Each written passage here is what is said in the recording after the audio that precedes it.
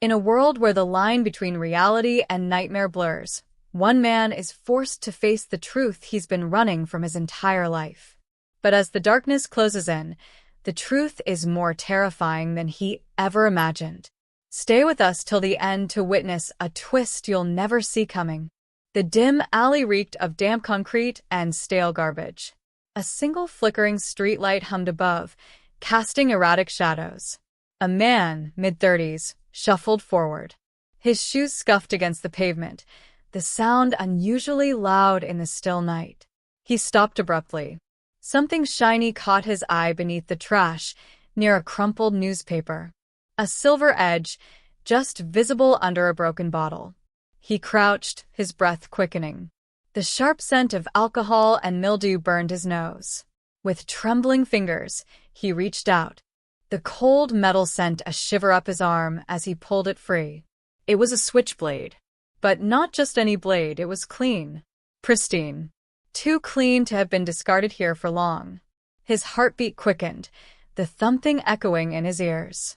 Suddenly, a rustle behind him. He whipped around, but the alley was empty. The shadows seemed to shift, alive and crawling. The blade felt heavier now, as though it carried weight beyond its steel. A drop of sweat rolled down his temple. He stuffed the knife into his coat pocket and stood. The sound of distant laughter drifted from a nearby bar. But here, in this stretch of forgotten city, there was only silence. A deep, oppressive silence. His phone vibrated in his pocket, making him jump. Fumbling, he yanked it out. The screen lit up with a text. No number. Just 4 words. You have it now. His stomach churned. A faint click echoed from the alley's end. Footsteps. Slow. Deliberate. He backed away, the knife suddenly feeling like both a tool and a curse. The footsteps stopped. His breath hitched as a shadow emerged, stretching unnaturally long. A figure stepped into the flickering light. Their face was hidden beneath a hood, but their voice cut through the air, sharp and cold. You shouldn't have touched it. The man's legs locked, his instincts screaming to run. But the hooded figure took another step. A glint of metal gleamed from their hand. Another blade, identical to the one in his pocket. The man's fingers tightened around the knife in his pocket. Sweat soaked his palms, making it hard to grip. The hooded figure tilted their head, as though studying him. The silence stretched, thick and suffocating. Then a low chuckle. It was quiet at first, but it grew louder, echoing off the alley walls. The sound was wrong, distorted, almost mechanical. The man took a step back. His foot crunched on broken glass, the sound shattering the tension. The figure stopped laughing. Their body tensed, shoulders stiff, head straightening. You think you can walk away? The voice was colder now, venomous. The man's heart pounded so hard it felt like it might burst. He didn't respond. Instead, his eyes darted toward the street, barely 20 feet away. If he could just make it there. Don't! The figure's voice froze him in place. The word carried a weight that made his legs heavy, as if they were sinking into the asphalt. You don't understand what you've done, the figure hissed. Their steps were slow, deliberate. The streetlight flickered again, plunging the alley into brief darkness. When the light returned, the figure was closer. Too close. The man's breath hitched, his chest tightening. He yanked the knife from his pocket and held it up, his hand trembling. The figure stopped. For a moment, neither of them moved. Then, the figure raised their own blade, pointing it at him. Their hood shifted, and for the first time, he saw their eyes. Cold. Unblinking. Familiar. A shock of recognition coursed through him. It wasn't just familiarity. It was like looking into a warped mirror. The eyes were his. His mouth went dry. He stumbled back, shaking his head. What is this?" he stammered. The figure didn't answer. Instead, they smiled, a thin, unsettling curve of their lips. "You've already chosen," they said. And with that, they lunged. The lunge came fast, too fast. The man barely had time to react. Instinct took over as he raised the knife to block. The clash of metal rang out, sharp and piercing in the quiet alley. Sparks flew as the blades met, lighting up the figure's face for a fraction of a second. It was his face. Twisted, distorted, yet undeniably his own. Panic surged through him, flooding his veins with cold terror. He shoved hard, breaking the lock of their blades, and stumbled back. The figure moved like a predator, fluid, calculated. They circled him, their eyes locked onto his, unblinking and unrelenting. "Why?" he gasped, his voice cracking. "What is this? Who are you?" The figure tilted their head again, the eerie smirk never leaving their face. "I'm what you've hidden," they whispered. Their voice seemed to echo, as if carried by the walls themselves. "What you've buried. What you fear."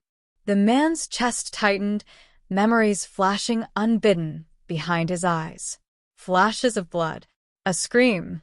A hand clutching his wrist, desperate, before falling limp. "No," he muttered, shaking his head violently. "That's not real. That's not." "Real?" the figure interrupted, their tone mocking. They stepped closer, their blade gleaming under the fickle light. "It's as real as this." Without warning, they slashed. The man barely dodged, the knife slicing through the air inches from his face. He stumbled, his back hitting the cold, damp wall of the alley. The figure was on him in an instant, pinning him. Their blade pressed against his throat, the cold steel biting into his skin. He froze, his breath shallow, his own knife useless at his side. "You can't run from yourself," they whispered, their breath hot against his ear. "And you can't hide the truth forever." The man's vision blurred, fear and confusion consuming him. Then he felt it, something warm dripping down his fingers. He looked down. His own knife. It was in his hand, but it was buried in their stomach. Their smile didn't fade. If anything, it grew wider, more sinister. "See," they rasped, blood bubbling at their lips. "You've always known how this ends." Their body began to collapse, folding into him, their weight unnatural. And as they fell, their face changed. Morphed. Into someone else. Someone he thought he'd forgotten. Someone who wasn't supposed to exist anymore. The man staggered back, dropping the blade. His hands were shaking, covered in blood that didn't feel like his own. The alley stretched endlessly now, the shadows swallowing everything. And somewhere in the darkness, footsteps began again. The footsteps echoed, slow and deliberate, growing louder with each passing second. The man spun around, his breaths ragged, his vision swimming in the dim light. The alley, once narrow, now seemed to stretch endlessly, twisting and warping like a nightmare. He stumbled backward, the knife forgotten on the ground behind him. "Who's there?" he shouted, his voice breaking. The footsteps paused. For a moment, there was silence, thick and oppressive, pressing down on him like a weight. Then a voice. Soft. Calm. Almost soothing. "You can't escape it." The words came from everywhere and nowhere at once. They seemed to seep from the walls, vibrating in his bones. His knees buckled, and he clutched at his head, the voice slicing through his thoughts. "Stop," he screamed, his voice cracking with desperation. But the voice didn't stop. "You thought you could bury it.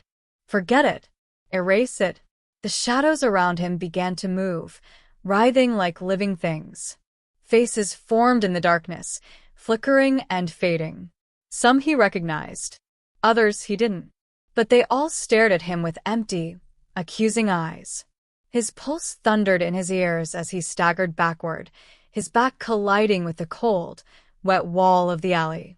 The faces grew clearer, sharper, their mouths opening in silent screams. "No," he whispered, shaking his head violently. "This isn't real. This isn't real." The shadows converged, swirling into a single, towering figure. Its outline was jagged, its form shifting and unstable.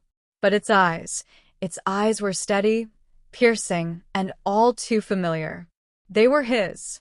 "You can't hide from yourself," the figure said, its voice a distorted echo of his own. The man pressed himself harder against the wall, his nails scraping against the rough brick. "Please," he begged, tears streaming down his face. "I didn't mean to." The figure lunged forward, its hand outstretched, gripping his throat with an icy, vice-like hold. "You did," it hissed, its face inches from his. "And now you'll pay for it." The man's vision blurred, darkness creeping in at the edges. The last thing he saw was his own face, twisted in rage, staring back at him. Then everything went black. But the voice remained. Soft. Persistent. "You can't escape the truth. It's part of you now." And somewhere in the void, the sound of footsteps began again. The darkness was suffocating. No sound. No light. Only the echo of his own frantic heartbeat in the void. And yet, he felt movement, like he was being pulled. Dragged. His body felt weightless and heavy all at once, caught in a liminal space that made no sense.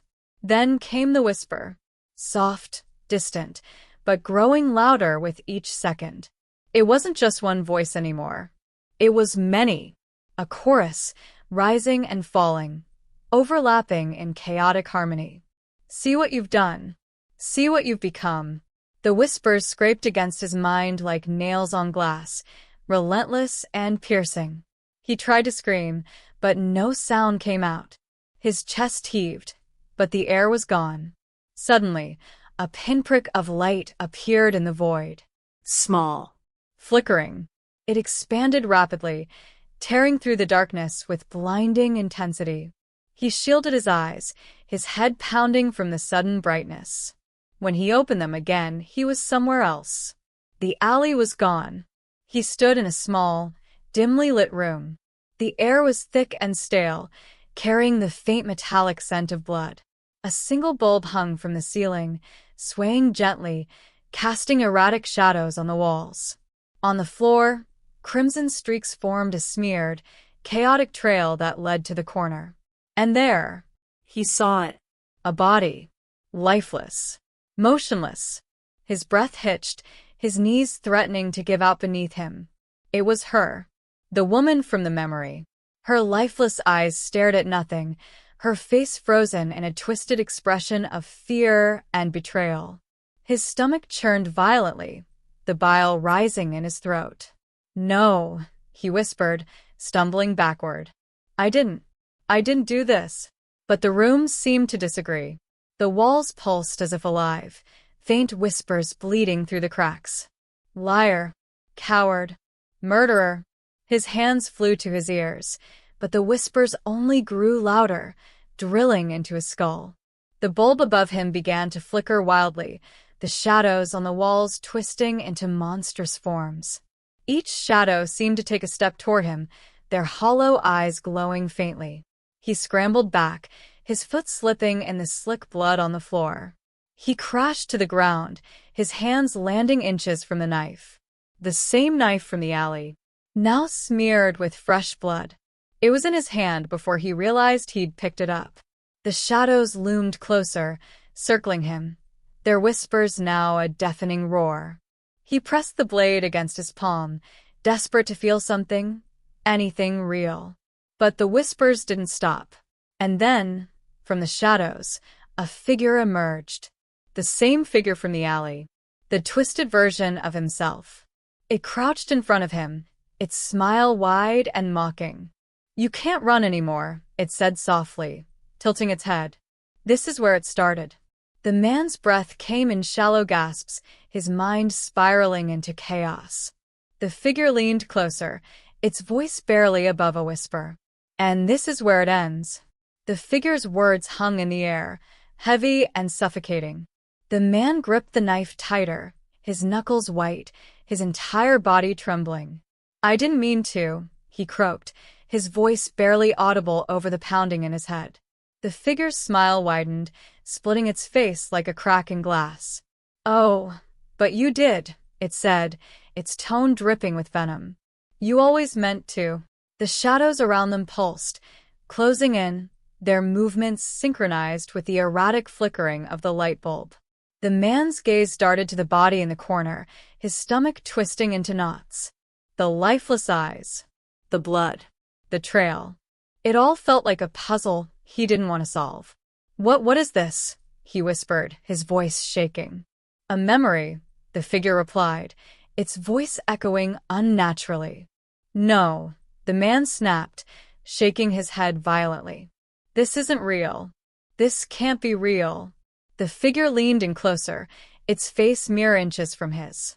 "You've been running for so long," it said, its breath icy against his skin.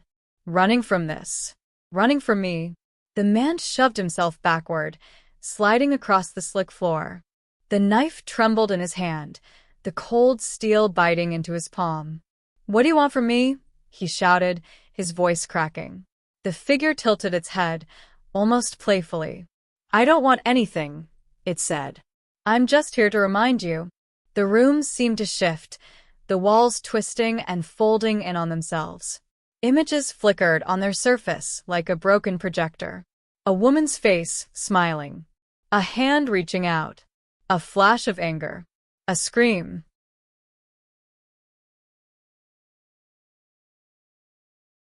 And blood. So much blood. The man clutched his head, the images searing into his mind like brands. "Stop it," he screamed, his voice raw. "Make it stop."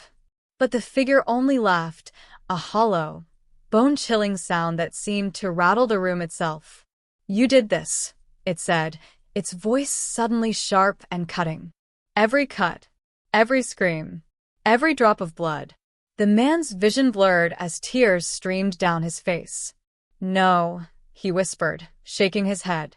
"It wasn't me. It wasn't. You." The figure's voice sliced through his denial like a blade. "It was always you." The light bulb above them exploded, plunging the room into darkness. The whispers returned, louder than ever, spiraling around him like a storm. And in the pitch black, the figure's glowing eyes appeared once more. "You can't escape yourself." The knife in his hand felt heavier now, almost alive, as if it were pulling him down. The whispers grew deafening, each one cutting deeper than the last. "Face it. Own it. Remember." The man let out a broken scream, raising the knife. But whether he was pointing it outward or inward, even he didn't know anymore. The darkness swallowed everything, leaving him suspended in a void of sound and sensation. The whispers clawed at his mind, relentless and cruel. The knife shook in his hand, its cold weight grounding him to a reality he could no longer trust. His breaths came in shallow gasps, each one tighter than the last.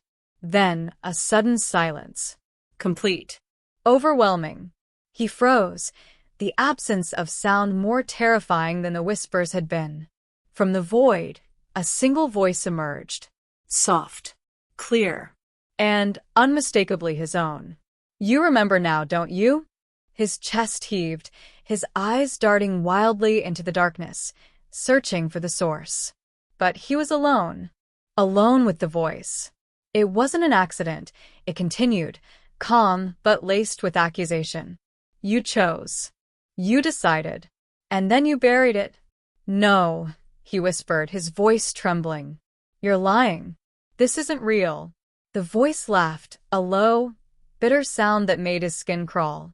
"Real," it said, the word dripping with disdain. "Look around you." Suddenly the void shifted. Light flickered back, dim and uneven, illuminating the room once more. The body was still there, lifeless and cold, the blood now pooling at his feet. The walls seemed to breathe, the shadows pulsing with every beat of his panicked heart. And in the corner, the knife he thought he was holding lay still on the floor. Clean. Untouched. His hands trembled as he looked down. They were stained red. Not with memory, not with shadow, but with blood. Fresh and warm, dripping from his fingers. "No," he croaked, stumbling back. "This isn't." The voice cut him off, louder now, closer. This is the truth, it said, sharp and unyielding. You killed her. And you've been running from it ever since. The man's knees gave out, and he crumpled to the floor, his breath coming in shallow, frantic gasps. The room seemed to close in around him, the walls pressing tighter, the air growing heavier. The figure appeared again, stepping out from the shadows. Its face was no longer his twisted reflection. It was hers, the woman from the corner. Her lifeless eyes stared into his, and her voice, soft and broken, spilled from her unmoving lips. "Why?" she asked, her tone aching with betrayal. He couldn't speak, couldn't move. The weight of her question crushed him, driving him deeper into the floor. Her face twisted, the sorrow melting into something darker, something vengeful. "You can't hide from me," she said, her voice echoing in his skull. "You'll never be free." Her hand shot out, grabbing his wrist, her grip impossibly strong. The blood from her body began to spread, crawling up his arms like vines, seeping into his skin. It burned, a searing pain that made him scream. And then her face was his again, twisted, smiling, mocking.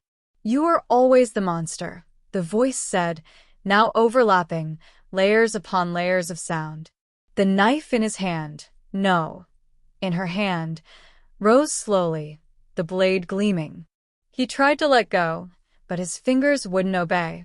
"You can't fight it," the voice whispered, now inside his head. "This is who you are." And as the knife plunged downward, the room dissolved into darkness, once more. But the voice remained, a quiet, unrelenting echo. "You can't escape yourself." The darkness pressed in tighter now, suffocating and absolute. He felt nothing beneath him, no ground, no weight, no anchor to reality. Just the cold, gnawing sensation that he was falling, and falling, endlessly. The voice returned, softer this time, but no less haunting. "You see it now, don't you?" It wasn't a question. It was a truth carved into the air, sharp and undeniable. His lips parted to respond, but no sound came. His throat burned, as if the words were trapped, choking him from the inside. Then a flash of light, blinding and sudden, tearing through the void. He flinched, shielding his eyes, and when the light faded, he found himself somewhere new. It was a room, small and sterile, the walls painted a lifeless gray. A single chair sat in the center, bolted to the floor. Metal cuffs hung from its arms, their edges dulled from years of use. The air was cold, humming with the faint buzz of fluorescent lights above. And on the chair, he saw himself. His twin sat slumped, head bowed, wrists bound by the metal cuffs. The same face, the same eyes, but hollow, lifeless. "Do you know where you are?" the voice asked. It was no longer disembodied. It came from him, from the man in the chair. The seated version of himself slowly lifted his head, eyes locking onto his own. Empty, yet piercing. "I don't," he stammered, taking a step back. "This isn't real. It can't be real." The man in the chair smiled faintly, a grim, humorless curve of the lips. "Reality isn't what you think it is," he said. "It's what you make it. And what you've made." The figure gestured vaguely to the air, his chained hands clinking against the metal. "It isn't pretty." The room around them began to shift, the walls rippling like water. Images appeared, playing out like scenes from a broken film reel. The alley, the knife, her body on the floor. And then, a courtroom, bright lights, faces staring, his own voice echoing, pleading. It wasn't accident. The images flickered again, faster now, blending together into a kaleidoscope of guilt. His breathing quickened, his chest tightening. "Stop," he shouted, his voice cracking. "Make it stop." But the man in the chair only watched him, his empty eyes unblinking. "It doesn't stop," he said softly. "Not until you admit it." "Admit what?" he cried, his voice breaking. The man leaned forward as far as the cuffs would allow, his face impossibly close. "That you enjoyed it." The words struck like a thunderclap, reverberating through the room. His stomach twisted, bile rising in his throat. "No," he whispered, shaking his head violently. "You're wrong. I didn't." "Didn't you?" the chained version interrupted, his tone sharp and accusing. "Think, really think. The moment the knife was in your hand. The way it felt. The power." The room began to shrink, the walls pressing closer, the air growing colder. "No," he screamed, his voice raw. "Stop it. Stop lying." The figure leaned back, his smile fading. "I'm not lying," he said, his voice eerily calm. "I'm you." The walls collapsed inward, dragging him into the void once again. And as the darkness consumed him, the voice whispered one last time, "You'll never outrun yourself." The man's body slammed against something solid. For a moment, he couldn't tell if he was still falling or if he had finally hit the ground. His chest heaved with ragged breaths, the air sharp and thick with the scent of something metallic. It was blood. He blinked against the darkness, his eyes adjusting to the faint flickering light. When the room came into focus, he saw it. The walls were smeared with red, the floor slick with it. And in the center of the room, a figure stood. A woman. Her hair hung in damp, matted strands over her face, but he knew it was her. The woman from the memory. Her body was still, but her eyes glowed with a silent accusation. "You," he whispered, his voice hoarse, trembling with dread. The woman took a step forward, her bare feet leaving prints in the blood-soaked floor. "Do you remember?" she asked, her voice calm but heavy with pain. He shook his head, disoriented, his thoughts scattered. No, I don't," he whispered. "I don't remember anything." She was closer now, just a few feet away, her presence suffocating. "You remember," she said again, her voice dropping to a low, almost guttural tone. "You remember every drop of blood. Every lie." The man recoiled, his back pressed against the cold wall. "No." "Stop." But her hand shot out, grabbing his wrist with terrifying strength.